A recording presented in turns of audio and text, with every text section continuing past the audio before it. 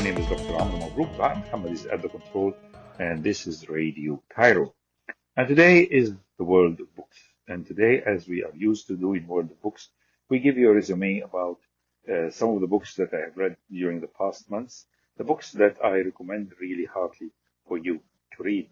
At least you have an idea with this program about these books. And I think they deserve to be read. The first book is Compassion in the Court by Frank Caprio. The second book is Anxious Generation by Jonathan Haidt. And the third book is On Power by Mark Levin. So, three interesting books, and let's start away with Compassion in the Court by Frank Caprio. Well, I think Frank Caprio is one of the most famous judges in the whole world. And he has unfortunately passed away in 1925. And he has written before his death this beautiful book, a memoir of his. And although this memoir is a bit short, it's maybe about 195 pages, yet it is covering all the aspects of his life, and at the same time the aspects of some of the people who has faced him as a judge in the court. Well, Frank Caprio is a judge of one of the courts of Providence City, the capital of Rhode Island, responsible for the minor demeanors of the traffic problems and traffic parking tickets. And his story goes back, or his reflection of his story goes back to the early 20th century, because in the early 20th century, his father was born to a gentleman who was an Italian living in a city nearby to Napoli. And in this city where he was born, he found that the conditions are so much difficult economically. So he decided that he's going to immigrate to the United States after having 3 children of his own. He went first to the United States to be followed by the rest of the family. And the rest of the family joined him in 1912, and they were he started having more children, and these children were almost 10 children. They went to the Rhode Island, which is a small state of the United States of America, on the eastern bank of the United States on the Atlantic. This is one of the ports, Providence, where a lot of ships of immigrants used to sail to and drop its immigrants there. He decided to go to Italy, to this Providence in particular, because there is a big Italian community at that time, and Italians are known to be helping each other in times of stress. Before the Italian wave of immigrants came to Providence, there was an Irish community that started coming earlier in the 19th century. And by the early 20th century, the Irish were more established than the Italian. And there was some sort of, you can't say racism, but usually the Irish looked down at the Italians a bit. So these Italians went and lived in a place called Federal Hill, and his grandfather started working in a very difficult job, that is by distributing and selling fruits and vegetables on a cart. He used to go and get the fruits and vegetables very early in the morning and goes to the market where he sells them. And his son, that is the father of our writer, Frank Caprio, and his name was Antonio Jr., used to help his dad. His dad, unfortunately, died in a young age, at the age of 52. And the son worked also for some time at the cart, but by the starting of the Depression and the recession, the work on the cart was not rewarding at all to feed all the mouths of his 10 brothers and sisters. So he decided that he is going to work in one of the companies that are distributing milk.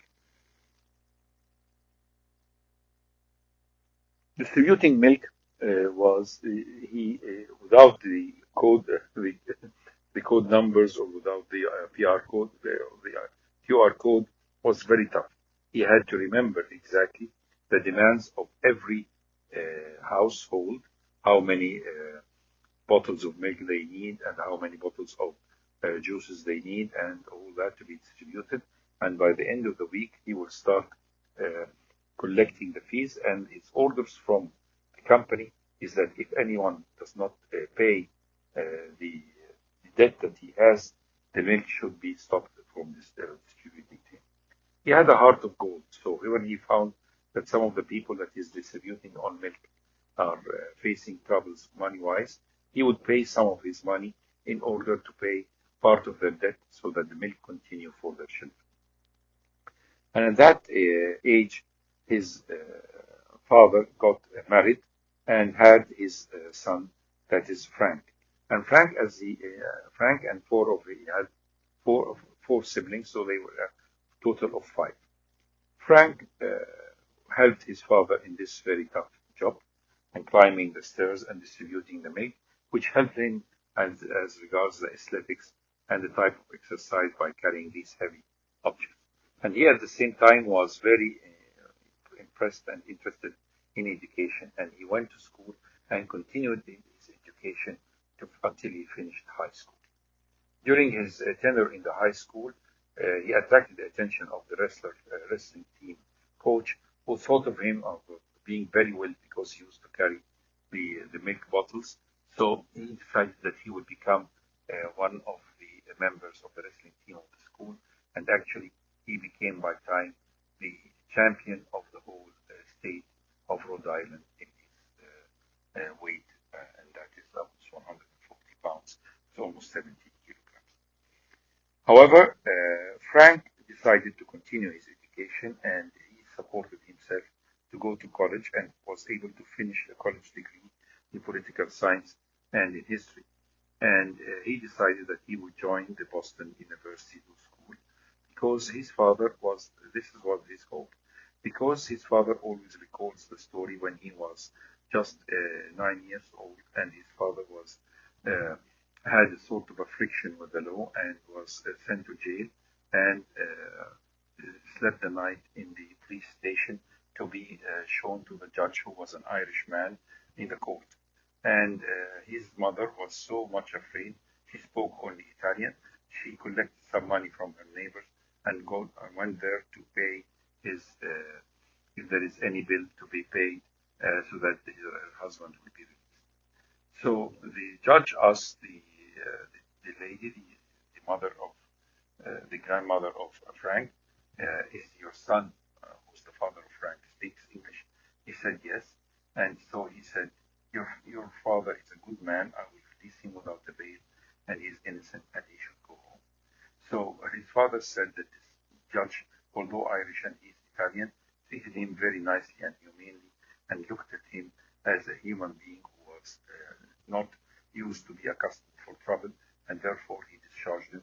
And therefore it was the hope of the father of Frank that one of his children would become a lawyer or a judge.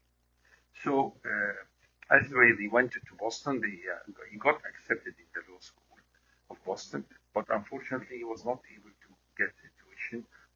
Tuition was very expensive, so he had to leave the university, doesn't apply for the school for some time, and work as a teacher in the high school. He worked as a teacher in the high school for some time, and at the same time, in the evenings, he would go to another school of Boston to get a degree in law, which he did get.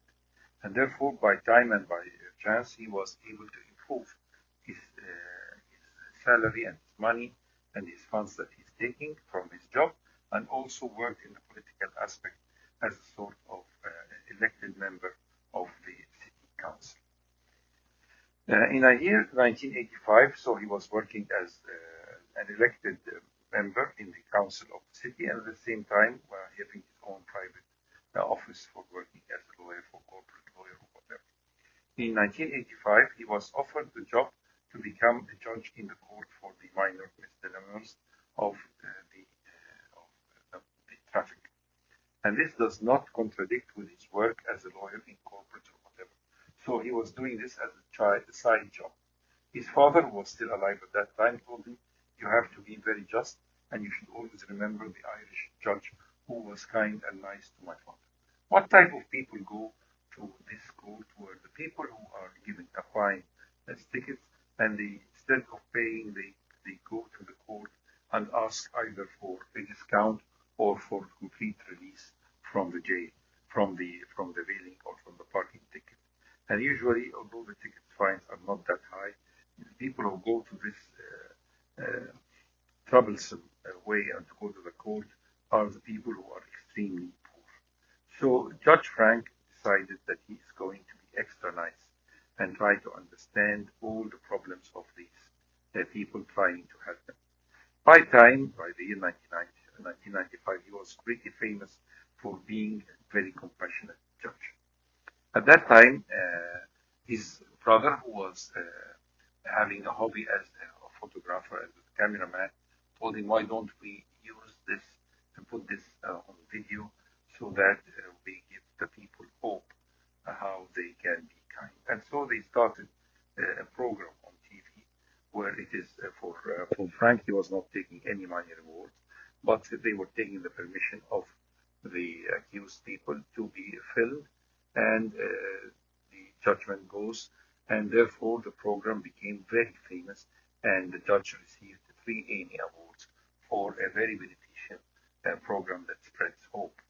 And with the advent of social media, by the year 2015, it became very popular, and in all the YouTube channels and all the Instagram and Facebook, everybody can see Judge Frank Caprio being decent and kind to the accused people. And it became very, very famous. He has described in his own experience and his own words how people should be kind to each other, how people should give themselves and the others people complete time and reward of understanding, of giving empathy, not just sympathy. And whenever he has a man or a woman who is very angry that he has been subjected to a ticket, he asks him about his condition, his health condition, his life in general. And he found a lot of problems and troubles in these families. And some for them, for example, a man who was taking 91 years old, he was taking his son, who was 63-year-old, to the hospital to receive a treatment from cancer.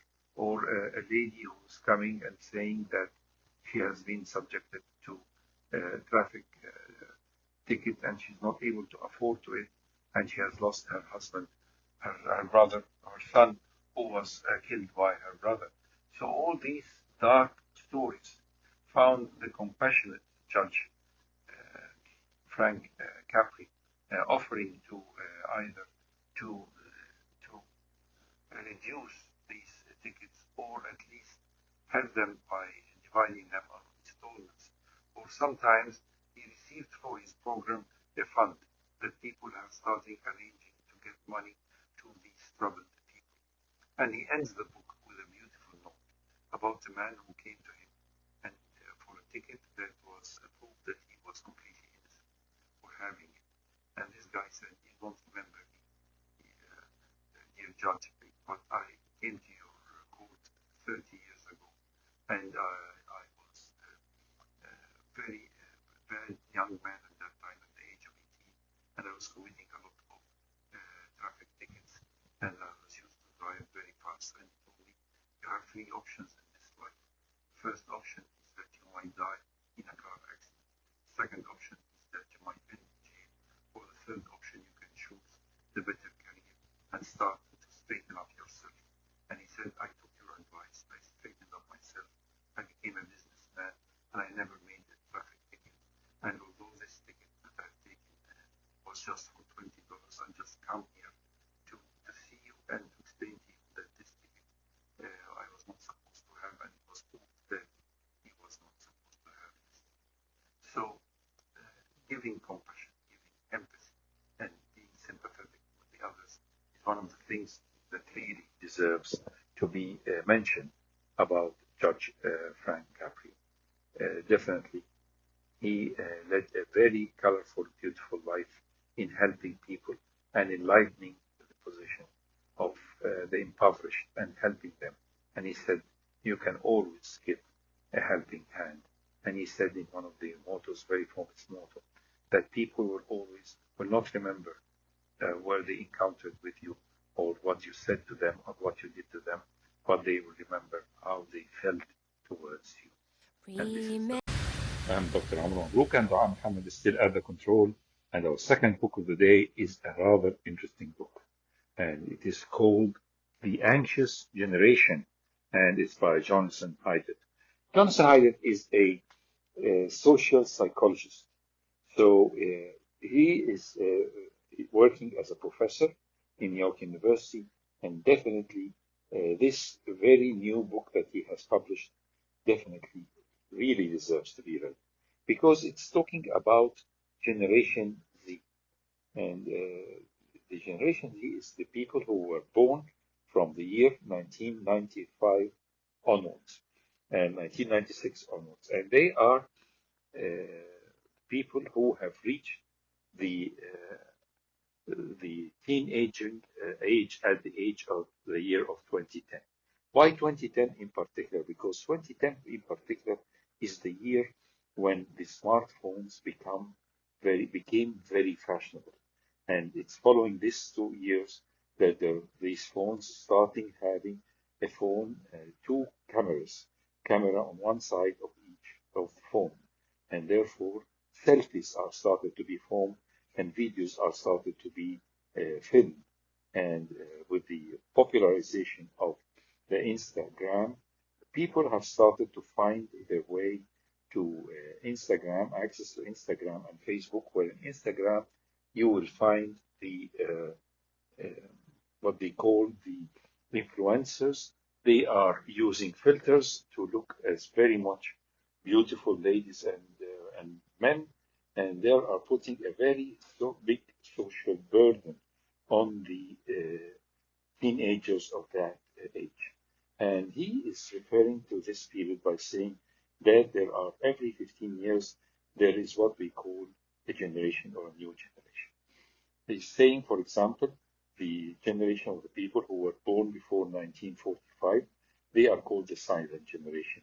The people who were born before World War II and suffered from the World War II reached their teens in World War II, and so the world being destroyed around them. Then the people who were born in 1946 onwards, they were called the baby boomers. They are the ones who were born from 1946 till 1963. And then the X generation from 1964 till 1980, and from 1980 to 1995, these are the millennial generation. All these different generations have had their share of normal kids playing. They have discovered the world through their games, their encounter with their friends, their starting friendship, animosity, or bonding with others, with social life. While from the people who were born in 1995 onwards, with the start of the telephones and of the internet, they became more involved in the internet as much more than being more into the normal life of encounter. He has noticed that girls in this period have had a rise in the depression, severe depression, and in anxiety, and of course in even suicidal tendencies. The boys had their encounter in a different way. They became more interested in computer games on their telephones, becoming more even individualistic, more than having friendship. Their friends are online, not on reality or flesh and blood. And also there was the famous brand of the encounter with the porn channels and the porn tube channels and all these things that has devastated the morality of these boys. They passed into depression a bit later, in a later age than their counterparts from females, but in the end they have themselves started to suffer from attacks of anxiety, depression. And why anxiety? Because they get their information not from the news channels, but from Instagram or Facebook. and the information they get through the influencers. And sometimes the influencer would magnify or nullify the incidents that are happening around them. So this makes it a really very difficult period of time. So what is he after for? He's saying that we should always take care of changing the behavior of people towards the phones and the smartphones. And he said that there are three things that he really would like to advocate. The first thing is that the smartphones should not be given to children before the age of 16. And the second point is that the social networks and the social sites like Facebook and Instagram should use the biometric way of definition, so that the children will not have accounts on Facebook or Instagram before the age of 16. The third point is that their people should not be allowed to go to school with their smartphones. Smartphones should be left out of school, because the children in recess would start surfing on the net instead of talking to each other. Therefore, the smartphones should be kept away from the hands of the children during the school time. Encouragement of play, encouragement of sports, encouragement of physical exercise is the most important thing, because when a child gets more mature, his only way of understanding how to deal with the world is through two channels, either defense or discovery. And defense is the mode that children pass through if they are living in a shell or inside the smartphones. They are always on the defense. While the people who are not allowed to have these smartphones will go into discovering the world around them. In the beginning, parents were happy that their children are stuck to iPads and stuck to smartphones, and therefore not going to the hazardous streets, but actually going and exploring is definitely more important than living in a closed room behind these smartphones that keep them always hooked to it and not really having to do the play-based childhood, not phone-based childhood. This is what we are after for. And therefore, we should always understand and go through this way of understanding to help the people to pass into this. There is definitely an international decline in the teen mental health. Is the sudden and the massive change in the technology that people are connecting with each other. The incidence of increase of suicidal tendency, and of course the idea of going around different prospects and aspects of shedding themselves away or keeping themselves away, that there are even some children or some adults, young adults, are living in their rooms, refusing to get out of their rooms and keeping themselves living in this non-existent world of the internet and of the smartphones. So we can find that the negativity has been reached all over the world, where the Gen Z is subjected to all the examinations and tests. And this is not just in the United States, but in Canada, UK, and even all global teens are harming themselves, whether this is in Australia, New Zealand, or the Nordic countries. All of that, we can really find how adolescents are passing into the dilemma of depression and severe anxiety and lack of learning and social learning, because the years of social learning is between 9 to 13 years.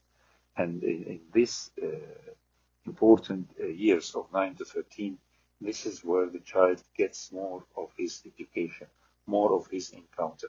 If during this period he's exposed to smartphones more than he's exposed to colleagues or to exposed to his words or going into trips about accompanying his peers, definitely he will not find the right way. So definitely the idea of teaching the children to get away from smartphones, preventing them from passing through this. This is important. Another important point that we might be missing is that the parents themselves are indulged into smartphones even more than their children. And we can understand that there is a 70% increase of internet surfing in adults, that the parents themselves might be omitting their children to start surfing on the net and not having quality time.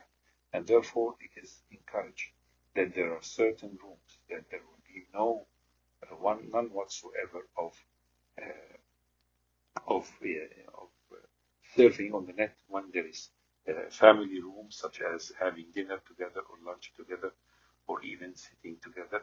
The telephones should be kept away from these rooms so that there will be encounter more with the children.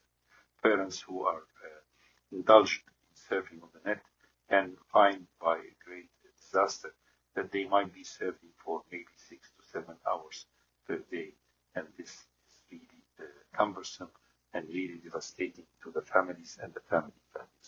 So a book that deserves to be read, a book that tells us what should we do to avoid being hooked into the smartphone world, and at the same time how to deal with the anxious generation that is Gen Z, by Jonathan Haidt, The Anxious Generation, a book that deserves to be read. Stay tuned with us to the World of Info.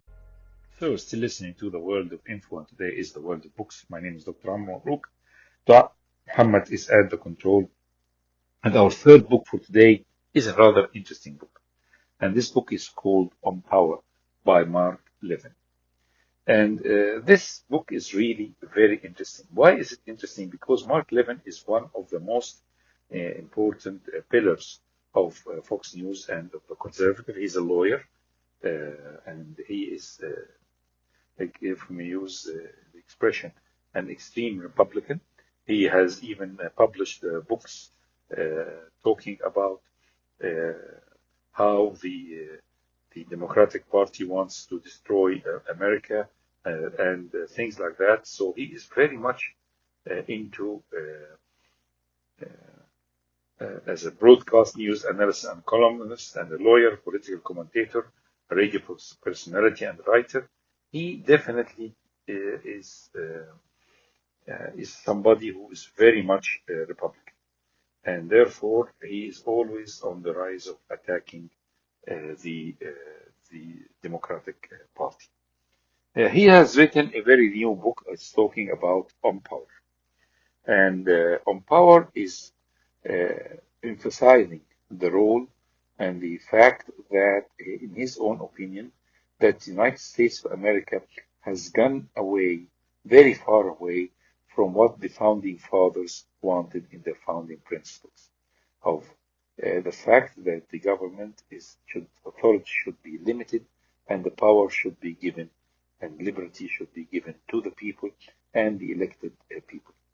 And therefore, he said that the deep state is the one that we should always nullify, and we should always seek the power or give the power for the elected people than more to the executive branch. The elected officials are more important than the unelected official, and therefore the power shift has to go to them more than it goes into the hand of the executive branch.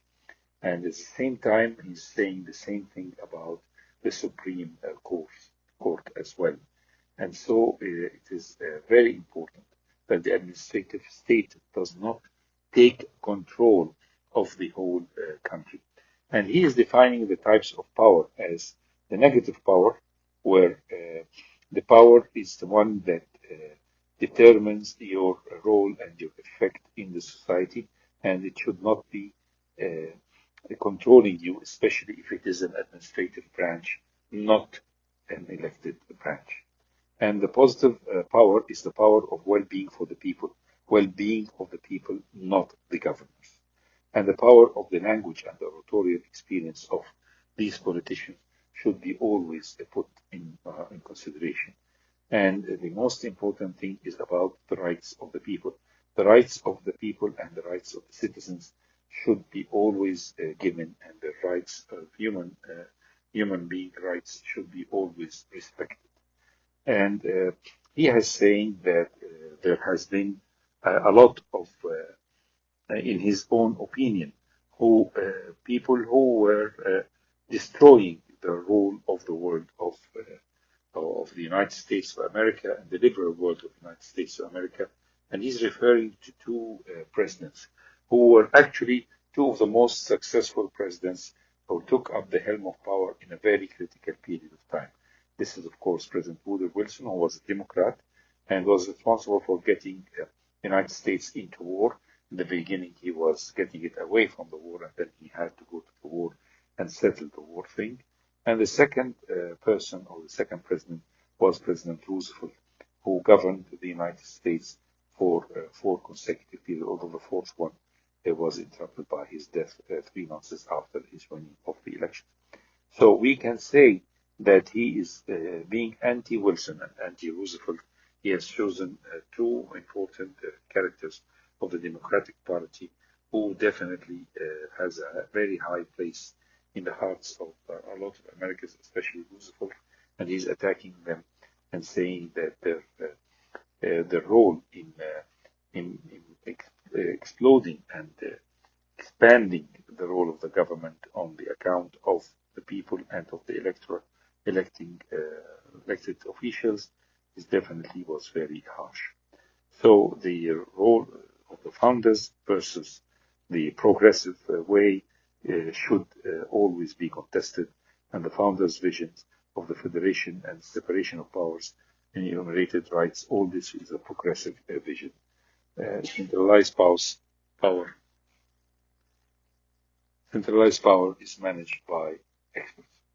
So there is a lot of threat to liberty. There is a lot of bigger role given to the administrative state that he is definitely wanting that the conservative citizens to fight back and press on the elected officials to control the unelected officials and support the whole beliefs of the American people.